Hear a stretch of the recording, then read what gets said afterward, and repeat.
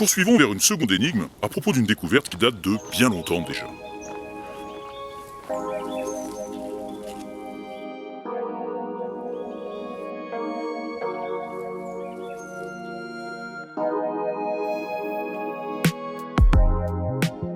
Regardez ces étoiles.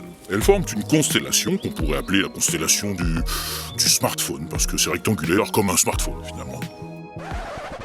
Bon, commencez pas à râler sur l'exemple, hein. Les constellations, c'est jamais évident. Regardez la constellation de la Grande Ourse. Objectivement, ça ressemble plus à une casserole qu'à une ours. Et heureusement qu'elle n'a pas été baptisée à notre époque, parce que, selon les partenariats de l'astronome, elle aurait pu s'appeler la constellation Tefal ou un truc du genre. Donc, la constellation du smartphone.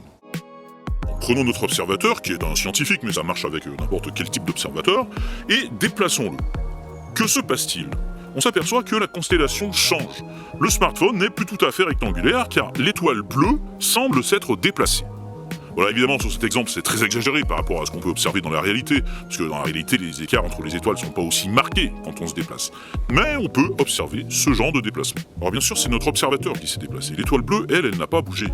C'est un effet d'optique, c'est ce qu'on appelle la parallaxe en optique. C'est l'effet du changement de position de l'observateur sur ce qu'il perçoit. Et pourquoi ? Parce que l'étoile n'est pas à la même distance que les autres. On voit bien, en profondeur, elle est plus en avant que les autres qui sont vraiment dans le fond. Et ça, la parallaxe le met bien en évidence. Alors, la parallaxe, on peut l'utiliser du coup pour estimer la distance d'une étoile. Si on observe une étoile avec deux télescopes, éloignés l'un de l'autre, plus l'étoile est proche de nous, plus les télescopes pointeront l'un vers l'autre.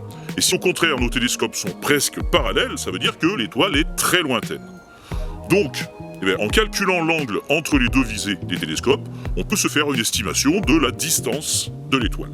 Et évidemment, ce calcul sera d'autant plus précis que les deux télescopes seront éloignés. Si on a une distance de 1 mètre entre les deux visées, on ne sera pas aussi précis que s'il y a par exemple 10 mètres entre les observations.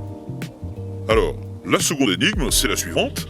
Selon vous, si on veut profiter au mieux de la parallaxe pour faire des observations très précises sur une étoile au loin, quelle est la distance maximale qu'on puisse utiliser entre deux observations, à partir du sol de notre Terre, Première réponse, quelques dizaines de mètres. En fait, ça se calcule en fonction de la taille des miroirs des télescopes.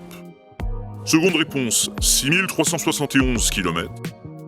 Troisième réponse, 12 742 km. Dernière réponse, 299 millions de kilomètres.